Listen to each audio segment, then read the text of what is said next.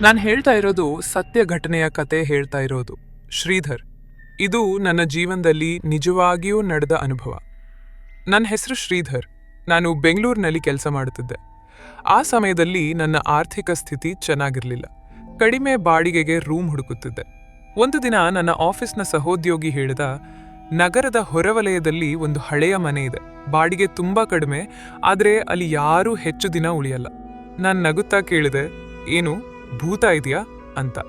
ಅವನು ಗಂಭೀರವಾಗಿ ಉತ್ತರಿಸಿದ, ನೀನೇ ಹೋಗಿ ನೋಡ್ಬೇಕು ಮಗ. ಅದೊಂದು ತುಂಬಾ ಹಳೆಯ ಮನೆ ಇದ್ದದ್ದು ಒಂದು ಹಳೆಯ ಲೇಔಟ್ನಲ್ಲಿ. ಸುತ್ತಮುತ್ತ ಮನೆಗಳಿದ್ದರೂ ಆ ಮನೆ ಮಾತ್ರ ಒಂಟಿಯಾಗಿ ನಿಂತಿತ್ತು. ಗೇಟ್ ತೆರೆದಾಗಲೇ ಒಂದು ವಿಚಿತ್ರ ವಾಸನೆ, ಹಳೆಯ ಮರ, ಧೂಳು ಮತ್ತು ಏನೋ ಕೊಳೆಯುವ ವಾಸನೆ. ಮನೆ ಮಾಲೀಕರು ವಯಸ್ಸಾದ ಮಹಿಳೆ. ಅವರ ಹೆಸರು ಸಾವಿತ್ರಮ್ಮ. ಅವರು ಒಂದೇ ಮಾತು ಹೇಳಿದ್ರು, ರಾತ್ರಿ 12 ನಂತರ ಆ ಮನೆಯ ಹಿಂಭಾಗದ ಕೊಠಡಿಗೆ ಹೋಗ್ಬೇಡ ಅಂತ. ನಾನು ಕಾರಣ ಕೇಳಿದಾಗ ಅವರು ನಗುತ್ತಾ ಮಾತು ಬದಲಾಯಿಸಿದ್ರು. ಮೊದಲ 5 ದಿನಗಳು ಏನೂ ಆಗ್ಲಿಲ್ಲ. ಆದರೆ ಪ್ರತಿದಿನ ಒಂದು 3-4 ಆದರೆ ಪ್ರತಿದಿನ ರಾತ್ರಿ ನಿಖರವಾಗಿ 1 ಗಂಟೆ 12 ನಿಮಿಷಕ್ಕೆ ಮನೆಯ ಮೇಲ್ಚಾವಣಿಯಿಂದ ಯಾರೋ ನಡೆಯುವ ಶಬ್ದ. ನಾನು ಮೇಲ್ ಹೋಗಿ ನೋಡಿದ್ರೆ ಅಲ್ಲಿ ಯಾರೂ ಇರಲಿಲ್ಲ. ಅದೇ ಶಬ್ದ ಮಾತ್ರ ನಿಲ್ತಿರ್ಲಿಲ್ಲ. ಒಂದು ರಾತ್ರಿ ನಾನು ಹಾಲ್ನಲ್ಲಿ ಮಲಗಿದ್ದೆ. ಯಾರೋ ನನ್ನ ಹೆಸರನ್ನು ಕರೆದಂತೆ ಅನಿಸ್ತು, ಶ್ರೀಧರ್. ಕಣ್ಣು ತೆರೆದಾಗ ಹಾಲ್ನ ಕೊನೆಯಲ್ಲಿ ಒಬ್ಬ ಮಹಿಳೆ ನಿಂತಿದ್ದಳು. ಕಪ್ಪು ಸೀರೆ, ತಲೆಯ ಕೂದಲು, ಮುಖ ಮುಚ್ಕೊಂಡಿತ್ತು. ನಾನು ಕಣ್ಣು ಮುಚ್ಚಿ ಮತ್ತೆ ತೆರೆದಾಗ ಅವಳು ಅಲ್ಲೇ ಇದ್ದಳು. ಆ ರಾತ್ರಿ ನಂತರ ನನಗೆ ಧೈರ್ಯ ಇರಲಿಲ್ಲ, ಆದರೆ ಕುತೂಹಲ ಹೆಚ್ಚಾಯಿತು. ಮಾಲೀಕರು ಹೇಳಿದ ಹಿಂಭಾಗದ ಕೊಠಡಿ ಎಂದಿಗೂ ತೆರೆದಿರಲಿಲ್ಲ. ಒಂದ್ ಸಂಜೆ ನಾನು ಧೈರ್ಯ ಮಾಡಿ ಆ ಕೊಠಡಿ ತೆರೆದೆ. ಅಲ್ಲಿ ಗೋಡೆಯ ಮೇಲೆ ಒಬ್ಬ ಮಹಿಳೆಯ ಫೋಟೋ. ಅದೇ ಮುಖ, ನಾನ್ ನೋಡಿದ ಮಹಿಳೆ. ಫೋಟೋ ಕೆಳಗೆ ಬರೆಯಲಾಗಿತ್ತು, ಲಕ್ಷ್ಮಿ, 2004. ನೆರೆಹೊರೆಯವರಿಂದ ತಿಳಿದುಕೊಂಡೆ, ಲಕ್ಷ್ಮಿ ಎಂಬ ಮಹಿಳೆ ಅದೇ ಮನೆಯಲ್ಲಿ ವಾಸಿಸುತ್ತಿದ್ದಳು. ಗಂಡನ ಹಿಂಸೆ, ಅವಮಾನ. ಒಂದ್ ರಾತ್ರಿ ಅವಳನ್ನು ಆ ಕೊಠಡಿಯಲ್ಲಿ ಬದುಕೇ ಸಮಾಧಿ ಮಾಡಿದ್ದರು. ಅವಳ ಶವ ಇನ್ನೂ ಅದೇ ಗೋಡೆಯೊಳಗೆ ಇದೆ ಅಂತ. ಮತ್ತೊಂದು ದಿನ ರಾತ್ರಿ ಮನೆ ಸಂಪೂರ್ಣ ಕತ್ತಲೆ. ಗೋಡೆಯಿಂದ ರಕ್ತದಂತ ದ್ರವ ಹರಿಯುತ್ತಿತ್ತು. ಲಕ್ಷ್ಮಿ ನನ್ನ ಮುಂದೆ ನಿಂತು ಹೇಳಿದಳು, ನನಗೆ ನ್ಯಾಯ ಬೇಕು. ಆಕೆಯ ಕಣ್ಣುಗಳಿಂದ ರಕ್ತ ಸುರಿಯುತ್ತಿತ್ತು. ನಾನು ಪ್ರಜ್ಞೆ ತಪ್ಪಿದೆ. ಕಣ್ಣು ಬಿಟ್ಟಾಗ ನಾನು ಆಸ್ಪತ್ರೆಯಲ್ಲಿದ್ದೆ. ನಾನು ಆಸ್ಪತ್ರೆಯಲ್ಲಿ ಕಣ್ಣು ತೆರೆದಾಗ ನನ್ನ ಕೈಗೆ ಡ್ರಿಪ್ ಹಾಕಲಾಗಿತ್ತು. ತಲೆ ಭಾರ. ಕಣ್ಣು ಮುಚ್ಚಿದ್ರೂ ಅದೇ ಮುಖ, ಅದೇ ಮಹಿಳೆ. ಡಾಕ್ಟರ್ ಕೇಳಿದ್ರು, ನೀವು ಆ ಮನೆಗೆ ಯಾಕೆ ಹೋದ್ರಿ? ನಾನು ಉತ್ತರಿಸ್ಲಿಲ್ಲ, ಯಾಕೆಂದ್ರೆ ಅವರು ನಂಬೋದಿಲ್ಲ ಅನ್ನೋದು ನನಗೆ ಗೊತ್ತು. ನಾನು ಆ ಮನೆ ಬಿಟ್ಟು ಬೇರೆ ರೂಮ್ಗೆ ಶಿಫ್ಟ್ ಆದ್ರೂ ಅದು ಮುಗಿದ ಕತೆ ಆಗಿತ್ತು. ಪ್ರತಿ ರಾತ್ರಿ 1 ಗಂಟೆ 12 ನಿಮಿಷ ಅಪರಾಹ್ನ ನನ್ನ ಫೋನ್ ತಾನೇ ಆನ್ ಆಗುತ್ತಿತ್ತು. ಒಂದೇ ನಂಬರ್ನಿಂದ ಮಿಸ್ಡ್ ಕಾಲ್. ನಂಬರ್ ಡಿಲೀಟ್ ಮಾಡಿದ್ರೂ ಮತ್ತೆ ಫೋನ್ ಬರ್ತಾ ಇತ್ತು. ಒಂದು ರಾತ್ರಿ ಮಿಸ್ಡ್ ಕಾಲ್ ನಂತರ ಒಂದು ಮೆಸೇಜ್ ಬಂತು, ನೀನ್ ನನಗೆ ಸಹಾಯ ಮಾಡ್ತೀಯಾ? ನನಗೆ ಮೀಟರ್ ಆಫ್ ಆಯ್ತು. ನಾನು ರಿಪ್ಲೈ ಮಾಡಲೇ ಇಲ್ಲ. ಆದರೆ ಕೆಲ ಸೆಕೆಂಡ್ಗಳಲ್ಲಿ ಮತ್ತೊಂದು ಮೆಸೇಜ್, ನಾನು ಇನ್ನೂ ಆ ಗೋಡೆಯೊಳಗೆ ಇದ್ದೀನಿ. ಅದೇ ರಾತ್ರಿ ನನಗೆ ಕನಸು ಬಂತು. ನಾನು ಮತ್ತೆ ಆ ಹಳೆಯ ಮನೆಯೊಳಗೆ. ಹಿಂಭಾಗದ ಕೊಠಡಿಯ ಗೋಡೆ ನಿಧಾನವಾಗಿ ಬಿರುಕು ಬಿಡ್ತಿತ್ತು. ಒಳಗಿಂದ ಲಕ್ಷ್ಮಿಯ ಕೈ ಹೊರಬಂತು. ಅವಳು ಹೇಳಿದ್ಲು, ನನ್ನ ಶವ ಹೊರಗೆ ತೆಗಿ. ನಾನು ಬೆಚ್ಚಿ ಬಿದ್ದು ಎದ್ದು ಕೂತಾಗ ನನ್ನ ರೂಮ್ ಗೋಡೆಯಲ್ಲಿ ಒಂದು ಕೈ ಗುರುತು, ತಾಜಾ ರಕ್ತ. ವಿಧಿ ಇಲ್ಲದೆ ಸತ್ಯ ಹುಡುಕ್ಲು ಹೊರಟೆ. ಇದೀಗ ನನಗೆ ಗೊತ್ತಾಯಿತು, ಅವಳು ನನ್ನನ್ನು ಬಿಡಲ್ಲ. ನಾನು ಪೊಲೀಸರ ಬಳಿ ಹೋದೆ. ಆದರೆ ಆ ಮನೆ ಬಗ್ಗೆ ಕೇಳಿದಾಗ ಒಬ್ಬ ಹಿರಿಯ ಪೊಲೀಸ್ ಹೇಳಿದ್ರು, ಆ ಮನೆ ಬಗ್ಗೆ ಮತ್ತೆ ಕೇಳಬೇಡ. ಅವರ ಕೈ ಕಂಪಿಸ್ತಿತ್ತು. ಭಯಾನಕ ದಾಖಲೆ. ನಾನು ಸ್ವತಃ ಪುರಸಭೆ ದಾಖಲೆಗಳಲ್ಲಿ ಹುಡುಕಿದೆ.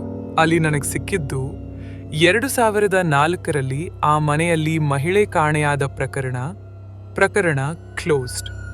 ಶವ ಸಿಕ್ಕಿಲ್ಲ. ಅದಕ್ಕೆ ಕಾರಣ ಆ ಮನೆಯನ್ನು ಮಾಲೀಕರೇ ಶಾಪಿತ ಅಂತ ಘೋಷಿಸಿದ್ದರು. ಸಾವಿತ್ರಮ್ಮ ಯಾರು? ಮನೆ ಮಾಲೀಕೆಯ ಹೆಸರು ಸಾವಿತ್ರಮ್ಮ. ಅವಳು ಲಕ್ಷ್ಮಿಯ ಅತ್ತೆ. ಒಂದು ದಿನ ಲಕ್ಷ್ಮಿಯನ್ನು ಜೀವಂತವಾಗಿ ಗೋಡೆಯೊಳಗೆ ಮುಚ್ಚಿದವಳು ಸಾವಿತ್ರಮ್ಮ ಅಂತ ಗೊತ್ತಾಯಿತು. ಅದೇ ರಾತ್ರಿ ಲಕ್ಷ್ಮಿ ನನ್ನ ಮುಂದೆ ಮತ್ತೆ ಬಂದು ನಿಂತಳು. ಈ ಬಾರಿ ಅವಳು ಭಯಾನಕವಾಗಿ ಕಾಣಿಸಲಿಲ್ಲ, ಅಳುತ್ತಿದ್ದಳು.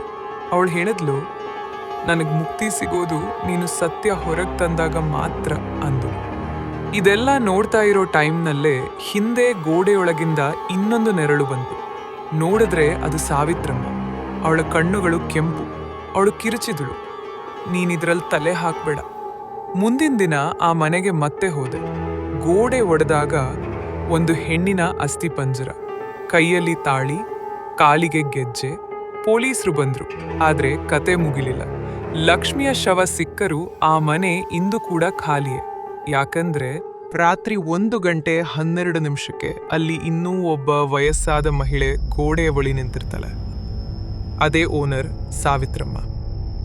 ಈಗ ಅವಳು ಶಾಪಿತ ಆತ್ಮ.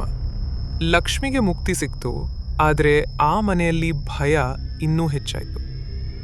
ಲಕ್ಷ್ಮಿಯ ಶವ ಸಿಕ್ಕ ನಂತರ ಎಲ್ಲವೂ ಮುಗೀತು ಅಂತ ನಾನು ಭಾವಿಸಿದ್ದೆ.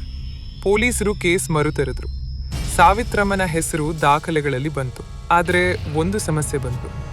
ಸಾವಿತ್ರಮ್ಮ 8 ವರ್ಷಗಳ ಹಿಂದೆ ಸತ್ತಿದ್ರು. ನಾನು ಆ ಮಾತು ಕೇಳಿದಾಗ ನನ್ನ ಬೆನ್ನೆಲುಬು ತಣ್ಣಗಾಯಿತು. ಅಂದರೆ ನಾನು ನೋಡಿದ್ದವಳು ಮಾನವ ಅಲ್ಲ, ದೇವನ. ಅಂತ್ಯ ಸಂಸ್ಕಾರವಾದರೂ ಆತ್ಮ ಉಳಿದಿತ್ತು. ಲಕ್ಷ್ಮಿಯ ಅಸ್ಥಿಗಳನ್ನ ಪವಿತ್ರ ನದಿಯಲ್ಲಿ ವಿಸರ್ಜಿಸಿದ್ರು. ಆ ದಿನ ರಾತ್ರಿ ನನಗೆ ಮೊದಲ ಬಾರಿಗೆ ನಿಶ್ಶಬ್ದ ನಿದ್ರೆ ಸಿಕ್ಕಿತು. ಆದರೆ ಅದು ಕೊನೆಯ ಶಾಂತಿಯಲ್ಲ. ಹೊಸ ಮನೆಯಲ್ಲೂ ಅದೇ ಸಮಯ. ನಾನು ಹೊಸ ಮನೆಗೆ ಶಿಫ್ಟ್ ಆದೆ, ಹೊಸ ಜೀವನ ಶುರು ಮಾಡಬೇಕು ಅಂದ್ಕೊಂಡೆ. ಆದರೆ ರಾತ್ರಿ 1:12 ಗೋಡೆಯ ಮೇಲೆ ಗಡಿಯಾರದ ಶಬ್ದ. Tick tick tick. ಆ ಸಮಯದಲ್ಲಿ ನನ್ನ ಮನೆಯ ಬಾಗಿಲು ತಾನೇ ತೆರೆದಿತ್ತು. ಸಾವಿತ್ರಮ್ಮ ವಾಪಸ್ ಬಂದು ನಿಂತಿದ್ರು. ಈ ಬಾರಿ ಅವಳು ಇನ್ನೂ ಭಯಾನಕವಾಗಿ ಕಾಣಿಸುತ್ತಿದ್ದಳು.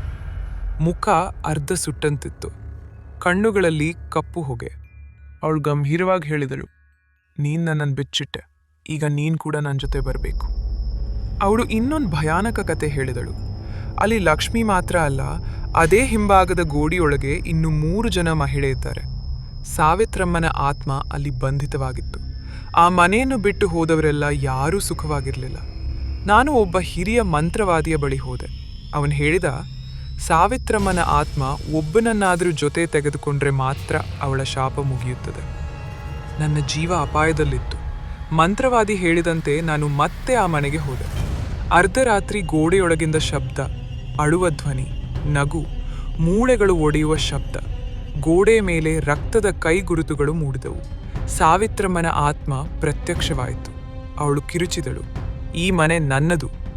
ಅಷ್ಟರಲ್ಲಿ ಲಕ್ಷ್ಮಿಯ ಆತ್ಮ ಅವಳ ಜೊತೆ ಇನ್ನು 3 ಆತ್ಮಗಳು ಬೆಳಕಿನ ರೂಪದಲ್ಲಿ ಕಾಣಿಸಿಕೊಂಡಿತ್ತು. ಅವಳು ಶಾಂತವಾಗಿ ಹೇಳಿದಳು, ಇವರನ್ನು ಬಿಡು, ಇವರು ಒಳ್ಳೆಯವರು. ಲಕ್ಷ್ಮಿ ಮತ್ತು ಇತರ ಮಹಿಳೆಯರ ಆತ್ಮಗಳು ಒಟ್ಟಿಗೆ ಕಾಣಿಸಿಕೊಂಡವು.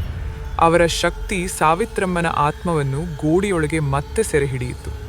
ಆ ಮನೆ ಬೆಂಕಿಯಲ್ಲಿ ಕರಗಿದಂತೆ ಕುಸಿದು ಬಿತ್ತು. ಬೆಳಗ್ಗೆ ಅಲ್ಲಿ ಏನೂ ಇರಲಿಲ್ಲ, ಖಾಲಿ ಜಾಗ.